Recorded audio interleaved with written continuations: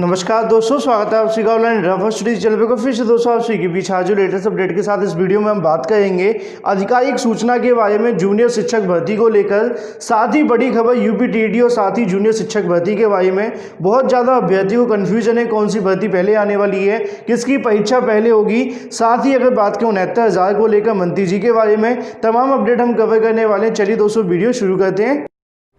अगर आप primary teacher vacancy की प्रिपरेशन करें तो अकेडमी आपके लिए लेकर आया कॉम्प्रिहेंसिव बैच कोर्स पर सुपर टेट 2021 के लिए, जो कि 21 जनवरी से लेकर 31 मार्च तक आप इसे एक्सेस कर सकते हैं। ज्यादा जानकारी के लिए लिंक वीडियो की डिस्क्रिप्शन में है। सभी बैच को एक्सेस करने के लिए एक ही सब्सक्रिप्शन काफी है। आज ही एनरोल करें अनअकैडमी प्लस पर। RRGTET कोड का इस्तेमाल करना, साथ ही अनअकैडमी में मेरा रेफरल कोड यूज करना बिल्कुल ना भूलें। इससे आपको free live classes, test series, साथ ही जो क्विज़ेस है वो बिल्कुल फ्री मिलेंगी। और अगर आप प्लस सब्सक्रिप्शन लेते हैं तो वहां पे आपको मिलेगा 10% का इंस्टेंट डिस्काउंट। RRGTET कोड के साथ प्लस में आपको मिलेंगे बहुत सारे फीचर्स। घर से बैठकर लाइव पढ़ सकते हैं, अनलिमिटेड एक्सेस कर सकते हैं सभी कोर्सेज पर, प्रैक्टिस टेस्ट अटेम्प्ट करने का मौका मिलेगा, सभी बैच को एक्सेस कर सकते हैं, मेंटरशिप एंड गाइडेंस भी मिलेगी, एग्जॉस्टिव कवरेज होगी सभी सिलेबस पर, रेगुलर डाउट क्लियरिंग सेशन भी होगा, साथ ही लाइव टेस्ट अटेम्प्ट करने का मौका मिलेगा, लाइव टेस्ट सीरीज भी होगी, स्टडी मटेरियल भी मिलेगा PDF फॉर्मेट में। ज्यादा जानकारी के लिए लिंक वीडियो की डिस्क्रिप्शन में है।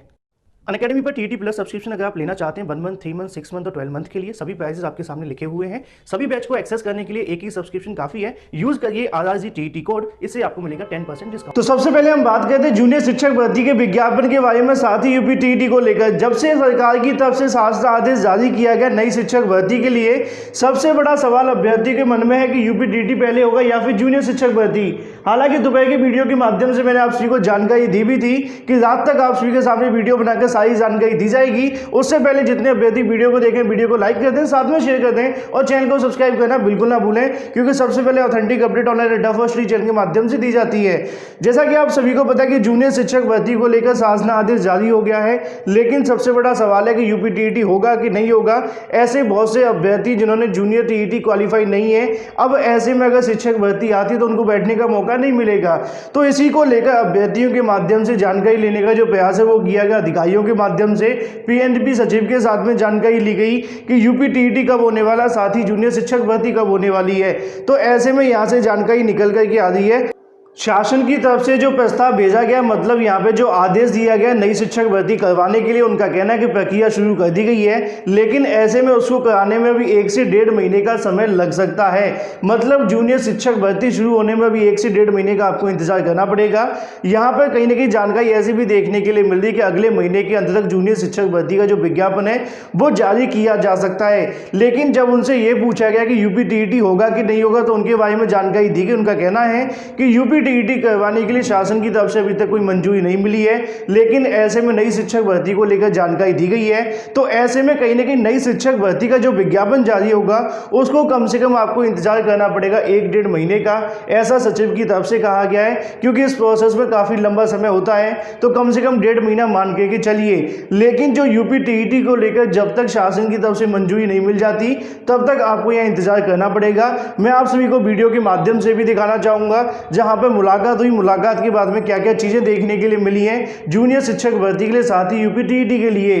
नमस्कार, हम सब आज विभिन्न मुद्दों पर आज परीक्षा नियामक सचिव जी अनिल भूषण चतुर्वेदी जी के पास वार्ता करने आए थे, जहां पर आज विभिन्न प्रकरण पर बात हुई, जिसमें यूपी टेट, जूनियर शिक्षक भर्ती और चतुर्थ सेमेस्टर रिजल्ट आवेदन परीक्षा के जो आवेदन के लिए बहुचर्चित, और यूपी टेट के लिए और जूनियर शिक्षक भर्ती के लिए बहुत सारे जो साथी हमारे बैच पूर्ण कर चुके हैं, 15 बैच, 17 बैच, 18 बैच के, उनकी बहुत सारी समस्याएं थी कि यूपी टेट कब होगा, जूनियर भर्ती में हम बैठेंगे कि नहीं बैठेंगे। तो उनको मैं बता देना चाहता हूं, यूपी टेट के लिए एक बार फिर प्रस्ताव भेजा जा चुका है, और हमें नहीं लगता, परीक्षा नियामक ने कहा कि हमने प्रस्ताव भेज चुके हैं। ये शासन के ऊपर निर्भर है, यूपी टेट कब होगा, कैसे होगा। हमारा काम था यहाँ प्रस्ताव भेजना, तैयारी पूर्ण करके हमने प्रस्ताव भेज दिया है, लेकिन शासन से पास नहीं हो रहा यूपी टेट कब होगा।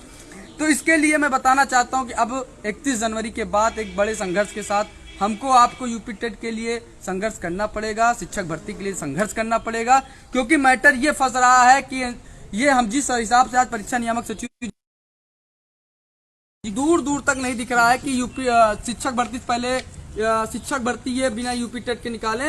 ये प्रकाश जान लीजिए कि कुल मिलाकर यूपी टेट की वजह से इन्होंने अटका रखा है शिक्षक भर्ती को। इसलिए यूपी टेट के लिए हर हाल में प्रयास करने के लिए और शिक्षक भर्ती के लिए प्रयास करने के लिए आप सब हर स्तर से संघर्ष होने के लिए 31 जनवरी के बाद तैयार रहें। फिर से एड़ी चोटी लगाकर हर हाल में दबाव बनाकर विज्ञापन के लिए यूपी टेट शिक्षक भर्ती के लिए प्रयास किया जाएगा। अब आता है जूनियर शिक्षक भर्ती। कि जूनियर शिक्षक भर्ती जो आया हुआ है वहां से प्रस्ताव भेजा गया है। इसको कुछ लोग कह रहे हैं कि यूपी टेट जूनियर शिक्षक भर्ती जल्द जारी होगी, कुछ लोग कह रहे हैं भैया हम सब शामिल नहीं हो पाएंगे। उनको मैं बताना चाहता हूं कि 15 बैच, 17 बैच, 18 बैच स्पष्ट रूप से इस सीटेट को पास करे, वो हर हाल में जूनियर शिक्षक भर्ती में बैठेगा। हमारी सदस्यीय टीम द्वारा ज्ञापन दे भी जा चुका है, ज्ञापन देकर अवगत करा दिया चुका है कि हम सब जिस समय शासन द्वारा जूनियर में डीएलएड को शामिल किया गया तो उस समय यूपी टेट में प्रस्ताव नहीं था, इसलिए कोई जूनियर का फॉर्म नहीं डाला था। इसलिए इस भर्ती में हम सबको एक बार मौका दिया जाए। तो इसके तहत आज नियामक द्वारा कहा गया है कि आप चाहे ज्ञापन दें या ना दें, सरकार के पास संज्ञान में यह मामला है और आप सब जो है इस जूनियर शिक्षक भर्ती में बैठेंगे। इस सीटेट के बाद या जूनियर जो यूपी टेट आएगा उसके बाद जूनियर भर्ती होगा। हमको प्रस्ताव के लिए भेजा गया है। हम तैयारी 4 संस्थाओं के साथ मिलकर परीक्षा के लिए तैयारी बनाएंगे। उसके बाद यहाँ से हम लिखित रूप से अपनी तैयारी जब पूर्ण करने के बाद हम शासन को भेजेंगे। उसके बाद जब आदेश आएगा, विज्ञापन जारी होगा, तभी आप सब सम्मिलित होंगे। कुल मिलाकर ये जान लीजिए कि जूनियर शिक्षक भर्ती 1.5 महीने तक, हमको नहीं लगता कि 1.5 महीने से पहले परीक्षा नियामक प्रस्ताव को भेज पाएगा। उन्होंने स्पष्ट रूप से कहा कि 1.5 महीने से ज्यादा जाएगा समय जूनियर शिक्षक भर्ती का। तो मतलब मन में आप ये ख्याल निकाल दीजिए कि आप सब जूनियर शिक्षक भर्ती से बाहर होंगे। आप स्पष्ट रूप से जूनियर शिक्षक भर्ती में इस्बल हैं, आप सब इसमें शामिल होंगे। सीटेट के बाद आप भर्ती में आराम शामिल हो जाएंगे। तो यहाँ पे भी आप सभी ने देखा, अभ्यर्थियों के माध्यम से जानकारी देगी कि आगामी समय के अंदर सचिव का कहना है कि यूपीटीटी के लिए प्रस्ताव भेजा गया है, होगा कि नहीं होगा ये डिपेंड करेगा सरकार की तरफ से मंजूरी मिलने के बाद। लेकिन ऐसे में जूनियर शिक्षक भर्ती के लिए 1 से 1.5 महीने का आपको इंतजार करना पड़ेगा। अब अगर बीच में यूपीटीटी के प्रस्ताव को मंजूरी मिलती है तभी यूपीटीटी यहाँ पे जो आयोजित है वो करवाया जाएगा, क्योंकि पीएनपी का काम सिर्फ प्रस्ताव बनाकर भेजना है। जब तक मंजूरी नहीं मिलेगी अपनी मर्जी से कोई भी शासन आदेश जारी नहीं किया जाएगा। तो ऐसे में कहीं ना कहीं आगामी समय के अंदर यहाँ से स्पष्ट होता हुआ दिखाई दे रहा है, अगर यूपीटीटी आगामी 1-2 हफ्ते के अंदर नोटिफिकेशन जारी नहीं होता है तो कहीं ना कहीं मामला लंबा खिंच जाएगा और उसके बाद में नई शिक्षक भर्ती देखने के लिए मिलेगी। लेकिन जो अभ्यर्थी यहाँ पे टीईटी पास नहीं है तो ऐसे में उनके माध्यम से आगामी समय के अंदर यहाँ पे एक धरना प्रदर्शन भी दिया जाएगा, जिसके माध्यम से यूपीटीटी करवाने की मांग देखने के लिए मिलने वाली है। और भी तमाम चीजें आप सभी को आगामी समय के अंदर देखने के लिए मिलेंगी। लेकिन ये जानकारी हो जाती है आप सभी की जूनियर शिक्षक भर्ती के लिए। साथ ही अगर बात करें यूपीटीटी के लिए, मतलब ये है कि 1.5 महीने के बाद में जूनियर शिक्षक भर्ती यहाँ से शुरू करवा दी जाएगी। अगर इससे पहले टीईटी प्रस्ताव को मंजूरी मिलती है तभी यूपीटेट की आपको जो परीक्षा वो देखने के लिए मिलेगी। अदरवाइज शिक्षक भर्ती का जो कार्यक्रम है यहाँ से जारी कर दिया जाएगा। ऐसी जानकारी सचिव के माध्यम से भी देखने के लिए मिली है। वहीं दूसरी तरफ बात करें 69,000 शिक्षक भर्ती को लेकर, जैसा कि आप सभी को पता है कि 69,000 शिक्षक भर्ती के बारे में लगातार तमाम चीज़ें आप सभी को देखने के लिए मिली हैं। जब से भर्ती शुरू हुई है तब से कहीं ना कहीं अधिकारियों के माध्यम से गलतियां की गई हैं। कल एक शासन आदेश जारी हुआ था त्रुटि वाला, उसके अंदर उन्होंने ही त्रुटि कर दी, बाद में संशोधन कर लिया। लेकिन ऐसे में कुछ ऐसे अभ्यर्थी भी हैं जो लगातार अपनी मांगों को लेकर धरना प्रदर्शन दे रहे हैं। 4% आरक्षण की मांग की जा रही है सरकार की तरफ से, यहाँ पे कहीं ना कहीं उनकी मांगों को अभी तक माना नहीं गया है।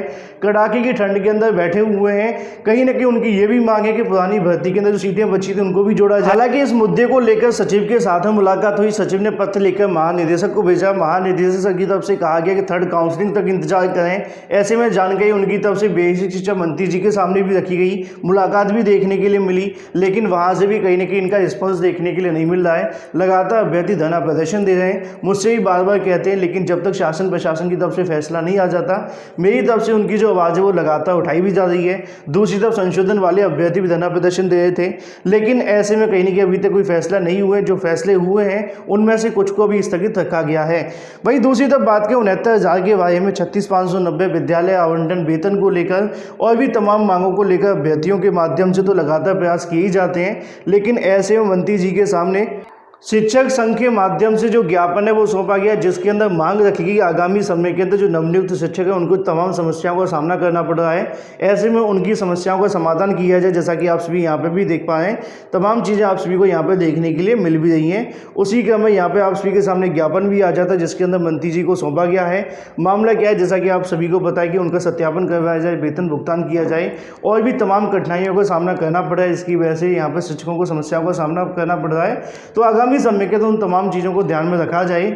दूसरी तरफ अगर बात की, मंत्री जी की तरफ से भी यहाँ पे आश्वासन दिया गया है, जल्दी इसको लेकर आगामी समय के अंदर जो फैसला है वो ले लिया जाएगा। बचे हुए जो शिक्षक हैं उनको विद्यालय आवंटन करवा दिया जाएगा और भी तमाम यहाँ से जो आश्वासन है वो देखने के लिए मिले हैं। वेतन के बारे में भी कहा गया है, लेकिन जैसा कि आप सभी को बताएं, शिक्षा मित्रों को हटा दिया जाए तो किसी का भी जो वेतन है वो अभी तक निर्गत नहीं हुआ है।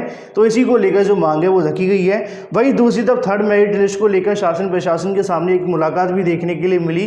हालांकि सचिव आज उपस्थित नहीं थे, तो ऐसे में लगातार जो अपनी मांगों को लेकर अभ्यर्थियों के माध्यम से जानकारी लेने का प्रयास किया गया।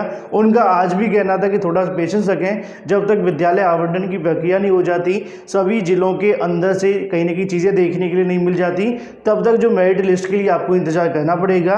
ऐसे में सोशल मीडिया पर जानकारियाँ चल रही या फिर कोई भी चीज़ें आप सभी के सामने, उसको लेकर ज़्यादा परेशान होने की आवश्यकता बिल्कुल भी नहीं है। थर्ड काउंसलिंग अवश्य होगी, ऐसा नहीं सिर्फ अनुपस्थित वालों की होगी। अगर ऐसा होता तो पहले आप सभी के सामने करवा दिया जाता।